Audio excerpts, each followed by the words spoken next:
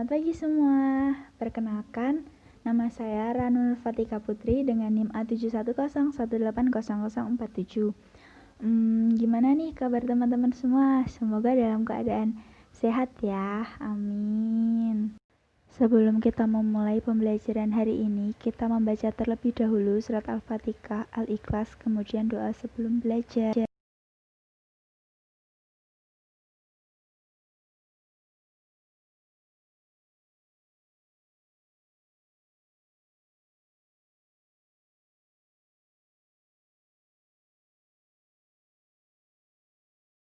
Alhamdulillahirrabbilalamin. Semoga dengan membaca firman-firman Allah Subhanahu wa ta'ala tersebut, hati kita menjadi lebih tenang, lebih damai, dan lebih semangat dalam memulai aktivitas kita pada hari ini. Amin. Baiklah untuk teman-teman semua, jangan lupa ya buat absensi. Untuk linknya ada di bawah ini ya. Linknya saya buka dari pukul 7 sampai 12 waktu Indonesia bagian Barat. Jangan lupa. Oke, kita mulai pembelajaran kita pada pagi hari ini ya teman-teman. Hari ini kita akan belajar tentang protokol routing OSPF. Tapi sebelum kita masuk ke materi inti, saya ada satu game. Ya, saya ada satu game yang dimana game ini bertujuan untuk mengetahui sampai mana sih kalian itu paham tentang protokol routing OSPF. Untuk link gamenya ada di bawah ini ya teman-teman. Oke? Nah, seru ya gamenya. Di sini ada yang benar semua nggak? Ayo, ada yang benar 2, yang benar 3 ada nggak? Yang benar 5 ada nggak?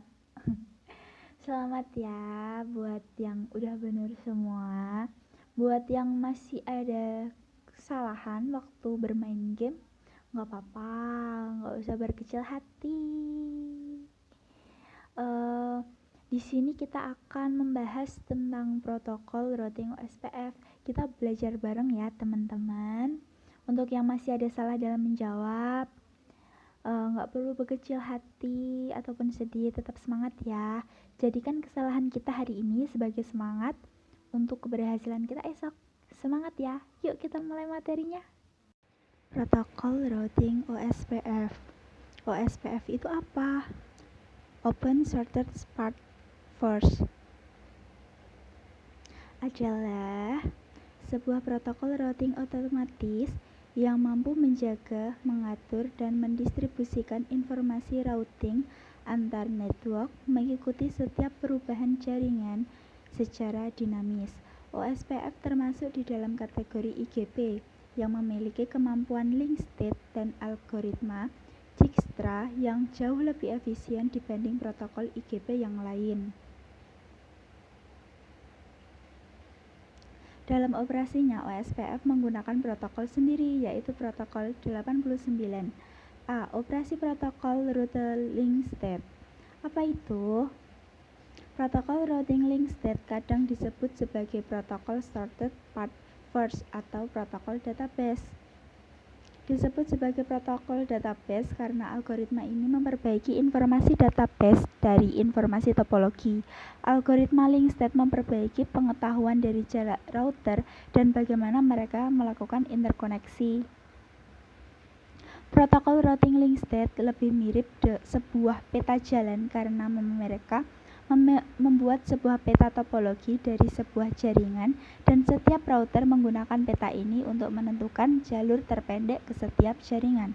Router yang menjalankan sebuah protokol routing link state mengirim informasi tentang status linknya ke router lain dalam wilayah routing. Status dari link ini mengacu pada jaringan yang terhubung langsung padanya dan termasuk informasi tentang jenis jaringan dan router-router tetangga pada jaringan tersebut. Karena ini dinamakan protokol routing link state. Video ini diambil dari channel YouTube System Engineer. Hello and welcome to this tutorial on the link state routing protocols. Now, the link state routing protocols are a lot more complex than the distance vectors. So if you've watched that tutorial already, you're in for something a bit more complicated. However, this complexity delivers a lot more benefits than the distance vectors. First of all, link states are much faster when it comes to convergence. Second, the link state protocols offer better loop avoidance than the distance vectors. So all of those features that we talked about in the distance vectors, the split horizon, the hold down timers, well, we're not going to have to cover as many features in the link states because they're just designed differently and they inherently address these issues much better than the distance vectors. Two examples of a link state routing protocol are OSPF and ISIS. Now, for the CCNA studies, you need to know OSPF, but they don't really focus on ISIS. So we're going to go ahead and discuss the basic characteristics and features of the link state routing protocols. And we're going to do that, though, in the context of OSPF because later on we're going to have to talk about OSPF anyway and learn all of those details. So this will fit in nicely. Okay? Okay, let's start with an overview and then we'll drill down into each area with some more detail. So to start off, link state routing protocols need to form neighbors just like the distance vectors. However, a crucial difference is, with a link state routing protocol, a router can form a neighborship, or what is sometimes referred to as an adjacency. It's just means that they are full neighbors with routers that are not directly connected to them. So router B and C could become neighbors if they're both running the same link state routing protocol. There are a lot of details that dictate whether or not they can, but generally speaking, it's possible. Whereas distance vectors, router B could only become a neighbor with A and D. Okay, so once they do form neighbors, then each router has to advertise some information about itself. And these advertisements are called LSAs. That stands for link state advertisement. And inside the link state advertisement is some information about the router itself, all of the connected links to the router, and what state those links are in. And that's actually where the name comes from, a link state routing protocol, because that's one of the factors that is included with this protocol when they talk to each other. So each router will start advertising information, it'll start sending out these LSAs, and what happens is every router is going to receive the LSAs from every other router on the network. That means every router is going to learn the same information about the entire network. We're no longer stuck with only hearing information from your directly connected neighbors. Now routers B and C will receive information between each other, and they take all of that information and they store it in a database. This is commonly referred to as a topological or a link state database. So every router is going to have the same information in their database. That's a crucial difference here when compared to the distance vectors. Now, after this database is built, each router is going to run an algorithm on the data in the database. And the result is they then create their routes, the best routes to each destination. And once that's done, those routes are put into the routing table. So that is an overview of how link states work. Let's take a look at how neighbors are formed and take a closer look at those advertisements, the LSAs between them. So how do routers running link state routing protocols become neighbors? Well, they basically try to discover other potential neighbors on the network. And so with OSPF, a router will send out something called a hello message. And it'll send it out, and any routers that receive it who are also running OSPF could respond. And so let's say routers A and B are both potential neighbors, and they're both sending out these hello messages, which contain some information about each other. They just won't immediately become neighbors. With OSPF, they're going to check each other out first. They're going to compare their configurations, and they do that to make sure that they should become neighbors, because there are some instances that we'll cover more closely in the OSPF tutorial where they should not become neighbors or they cannot become neighbors. Okay, so there's a bit of a vetting process that goes on first.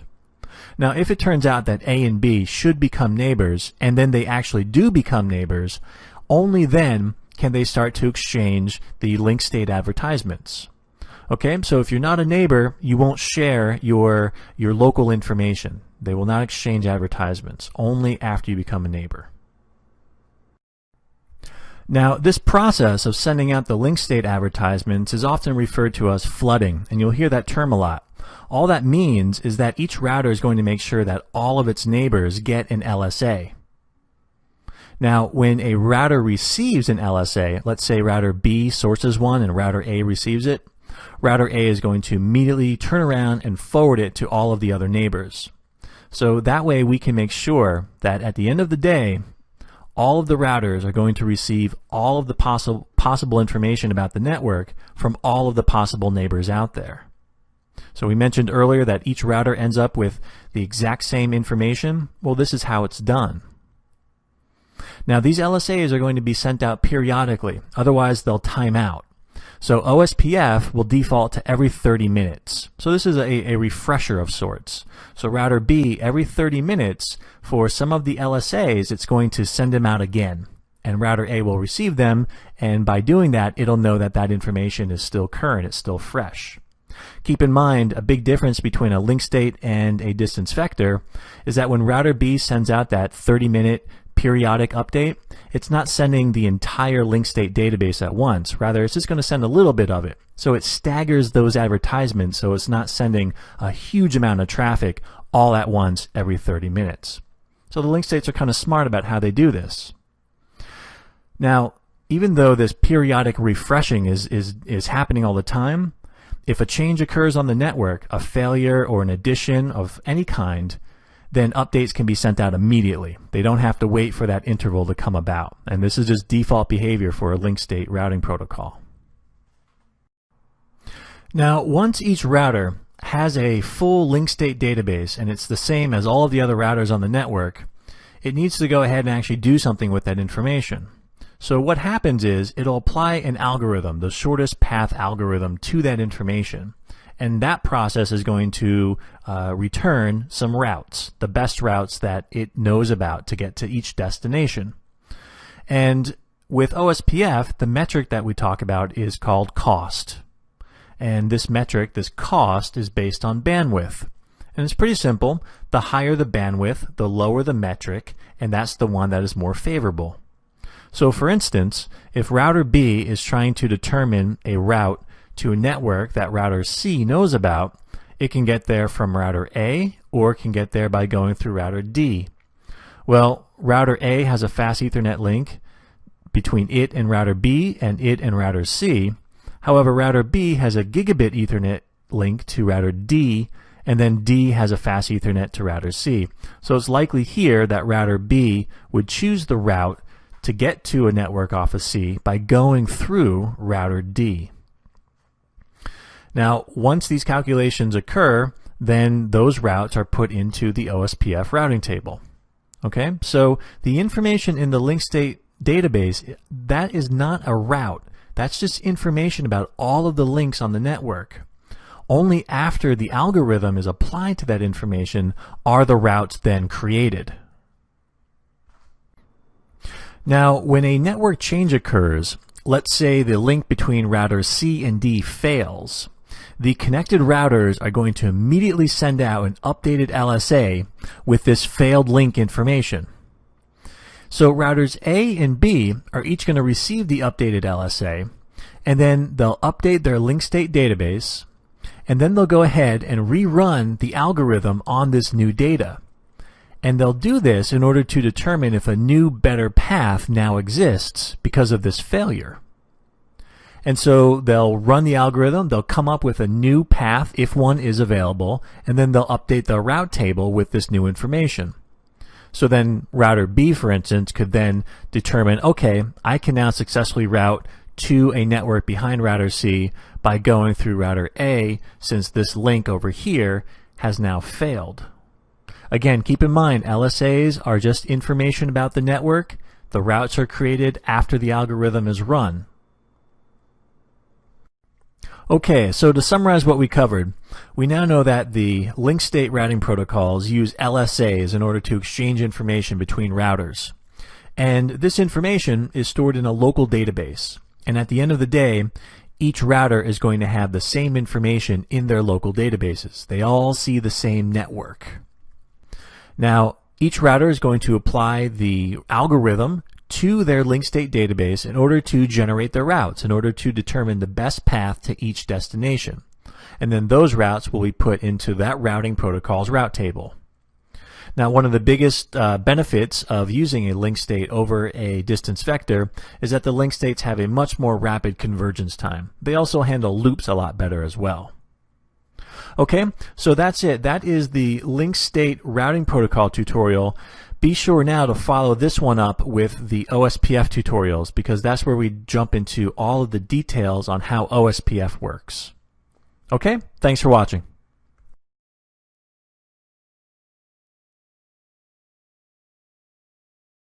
B. Tetangga dan batasan dekat router OSPF. Untuk memulai semua aktivitas OSPF dalam menjalankan pertukaran informasi routing, yang harus dilakukan yaitu membentuk sebuah komunikasi dengan para router lain. Router lain yang berhubungan langsung dengan router OSPF disebut network router. Langkah pertama yang harus dilakukan sebuah router OSPF yaitu membentuk hubungan dengan network router. Router OSPF mempunyai sebuah mekanisme untuk dapat menemukan router tetangganya yang disebut Hello Protocol. Cara kerja dari Hello Protocol yaitu membentuk network wilayah, area network, backbone area. Area tempat bertemunya seluruh area-area lain ada dalam jaringan OSPF. Area ini sering ditandai dengan angka 0 atau disebut area 0. Area ini dapat dilewati oleh semua tipe LSA kecuali LSA tipe 7. Standar area. Jenis ini merupakan area lain selain area 0 dan tanpa disertai dengan konfigurasi apapun. Dengan demikian, semua router yang ada dalam area ini akan memiliki topologi database yang sama, namun dengan routing tabel yang berbeda. Stub area stub. Area jenis ini memiliki karakteristik tidak menerima LSA tipe 4 dan 5. Artinya adalah area jenis ini tidak memiliki paket LSA yang berasal dari area lain yang dihantarkan oleh router ABR dan tidak menerima paket LSA yang berasal dari router protokol lain yang keluar dari router ASBR. Jadi dengan kata lain, router ini hanya menerima informasi dari router-router lain yang berada dalam satu area, tidak ada informasi routing baru di router. Totally stub area. Area ini akan memblokir LSA tipe 3, 4, dan 5 sehingga tidak ada informasi yang dapat masuk ke area ini. Area jenis ini juga sama dengan stub area, yaitu mengandalkan default router not so stubby area. Informasi routing yang didapat oleh area jenis ini adalah hanya eksternal router yang diterima, bukan dari backbone area. Maksudnya, router ini masih dapat menerima informasi yang berasal dari segmen jaringan lain di bawahnya yang tidak terkoneksi ke backbone area. D. Verifikasi kerja OSPF.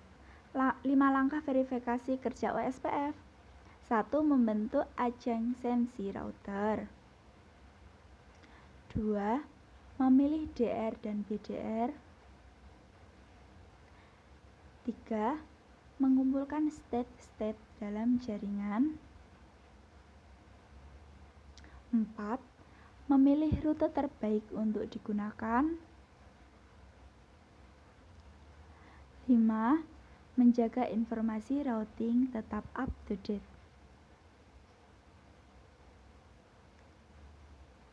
Itu merupakan 5 langkah verifikasi kerja OSPF.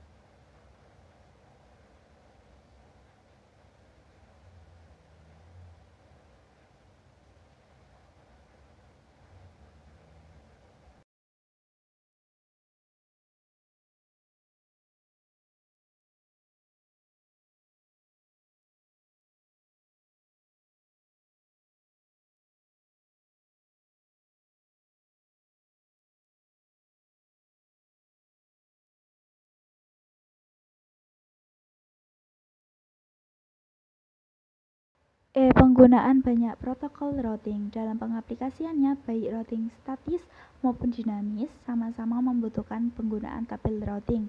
Namun demikian, tentu saja proses yang harus dilakukan dalam membangun tabel routing akan berbeda-beda, sesuai dengan jenis routing yang akan digunakan.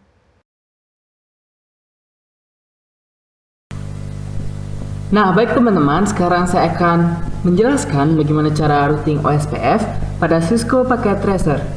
Nah, untuk langkah yang pertama, teman-teman harus membuka aplikasi Cisco Packet Tracer yang tersedia pada laptop atau PC teman-teman.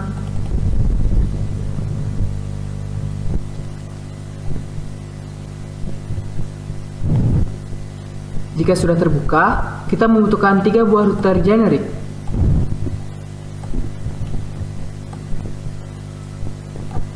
Selanjutnya, kita harus menghubungkan antara router satu dengan router lainnya menggunakan kabel serial pada port serial.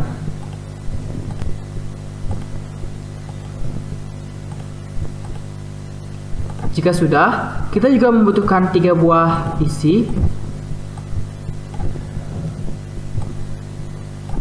yang akan kita hubungkan ke masing-masing router dengan kabel cross. Kita pasang di port Ethernet fast 0/0 atau kabel Ethernet fast Ethernet 0/0.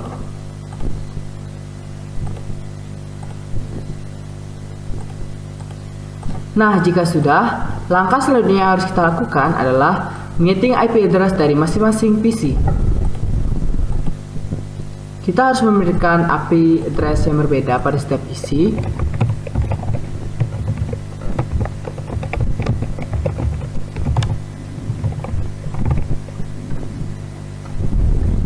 Lanjut ke PC yang kedua.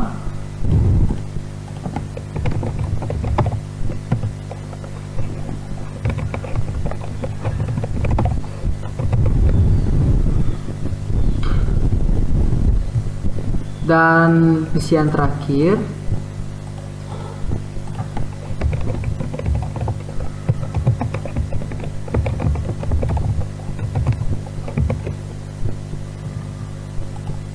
Nah, jika sudah selesai, langkah berikutnya yaitu teman-teman harus menyeting masing-masing router sehingga antara PC dengan router dapat terhubung. Nah, kita akan menyeting setiap port pada router dengan sintaks sebagai berikut. Ini kita klik No atau N. Selanjutnya kita enable settingannya dengan mengetikkan enable atau N. Kita mengkonfigurasi terminalnya dengan sintaks conf spasi T. Untuk menyeting fast Ethernet 0/0, kita menggunakan sintaks interface fast Ethernet 0/0 atau lebih singkatnya bisa dilihat di layar. Jika sudah, kita berikan IP address masing-masing router dengan G2 yang kita berikan kepada PC. Ini untuk PC yang pertama.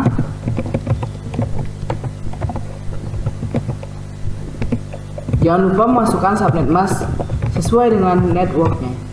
Jika sudah, kita hidupkan port tersebut dengan perintah no shutdown atau lebih singkatnya N spasi SH.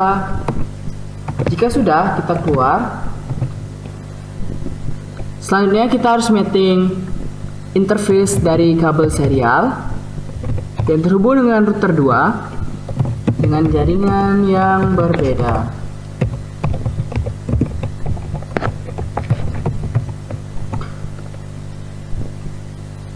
Jika sudah, kita hidupkan lagi. Nah, setelah selesai, kita lanjut untuk nyeting router yang kedua. Sintaknya itu sama seperti router yang pertama.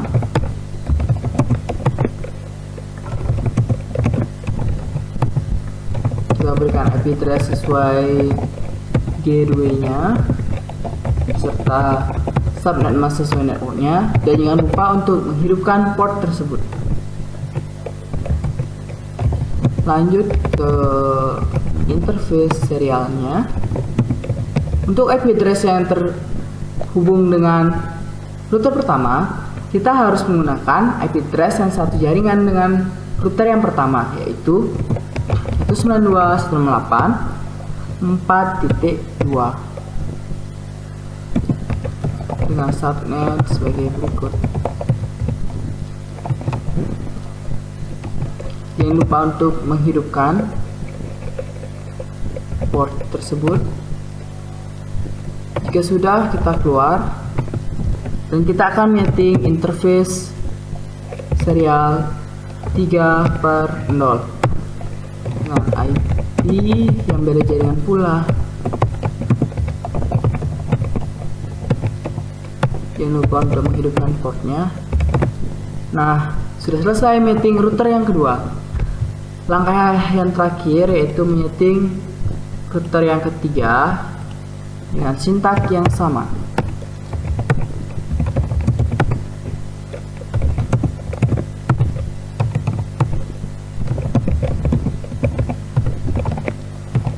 IP address yang kita berikan sesuai dengan gateway-nya.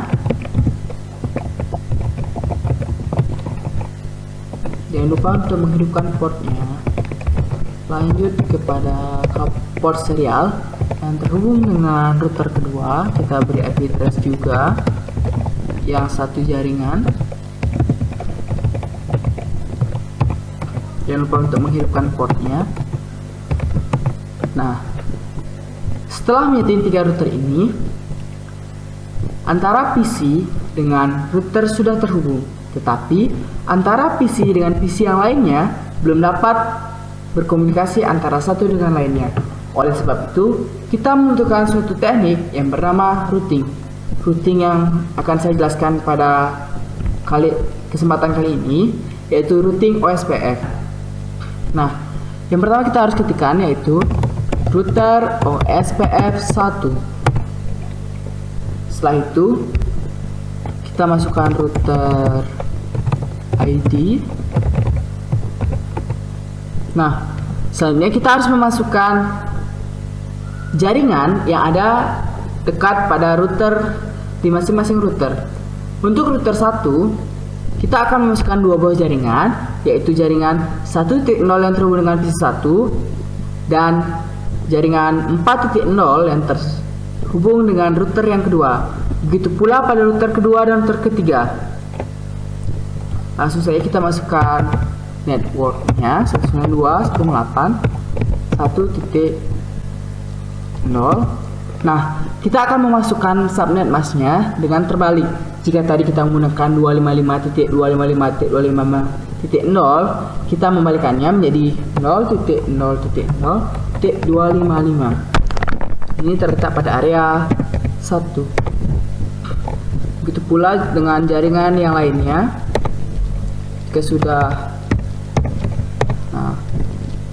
Jika sudah selesai menyetting, kita selesaikan dengan perintah N. Lanjut ke router yang kedua. Router OSPF 1 net 192.168.4.0 255 pada area 1. Setelah itu 2.0 pada area 1 dan 5.0 pada area 1. Dan tetap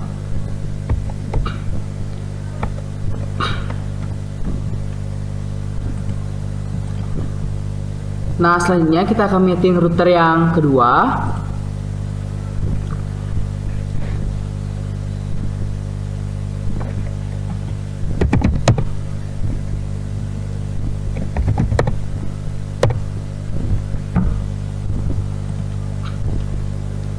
Nah, baik teman-teman, sekarang kita akan meeting router yang kedua.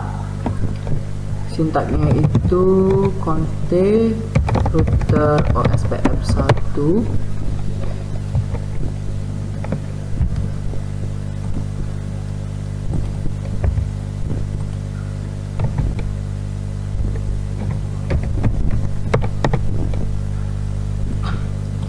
Nah, baik teman-teman, sekarang kita akan meeting router yang kedua dengan sintak yang sama, router OSPF F1 jaringan rangsulan 2 dan 8 4.0. Ada area 1, itu pula yang untuk pada area 1 pada area 1. Nah, jika sudah, lanjut ke settingan router yang ketiga.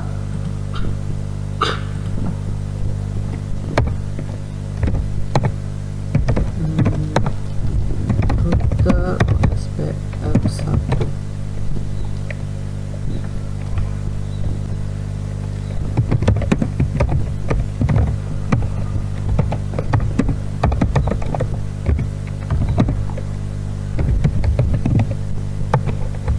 Itu pula yang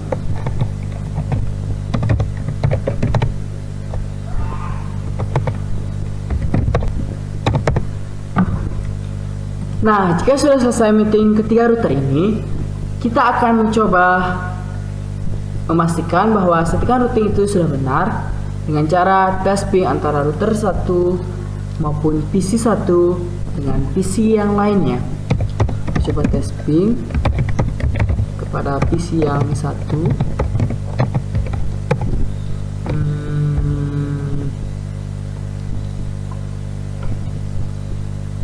Nah, jika sudah ada replay, itu artinya PC sudah terhubung. Kita coba ke PC yang ketiga.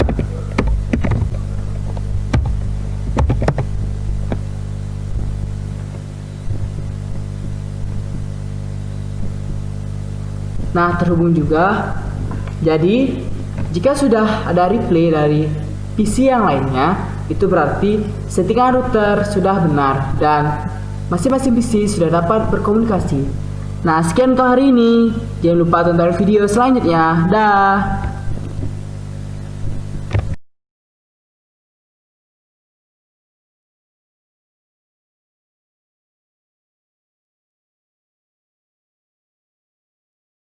Permasalahan dan keterbatasan dari OSPF. Ketika sebuah jaringan semakin membesar, routing protokol OSPF tidak efektif lagi jika dijalankan dengan hanya menggunakan satu area saja.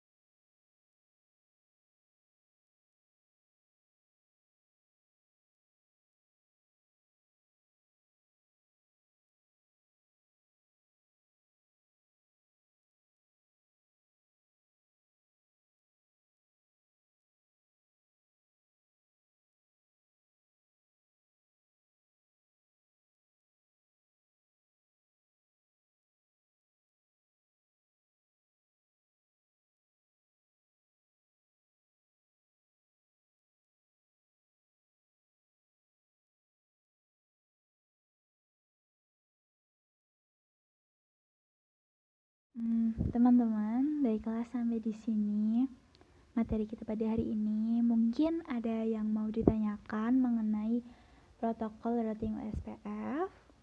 Ada? Untuk yang ingin bertanya, bisa langsung menyampaikan pertanyaannya di Google Form yang ada di description box ya. Pertanyaan yang masuk akan saya jawab di pertemuan selanjutnya. Sudah mempelajari mengenai protokol routing OSPF ya teman-teman. Sebelum saya tutup, di sini saya ada satu kuis ya. Di sini saya ada kuis untuk kalian semua ya. Untuk linknya ada di bawah ini. Oke, yuk langsung dibuka linknya. Mana kuisnya tadi teman-teman, lancar?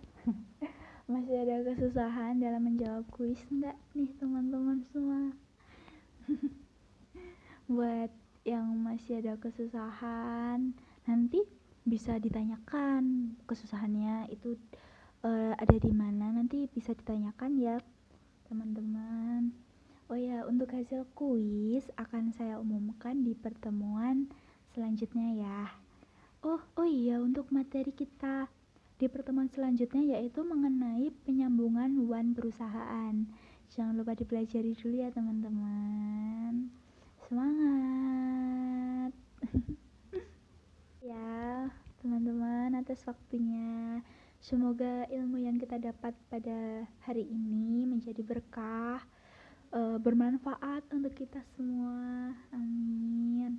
Marilah kita tutup pertemuan kita hari ini dengan membaca doa penutup majelis, dilanjut dengan mengucapkan hamdalah bersama-sama.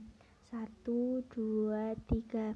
Subhanallahumma wa bihamdika asyhadu an la ilaha illa anta astaghfiruka wa atubu ilaik.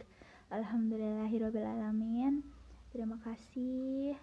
Wassalamualaikum warahmatullahi wabarakatuh. Selamat melanjutkan aktivitas kalian.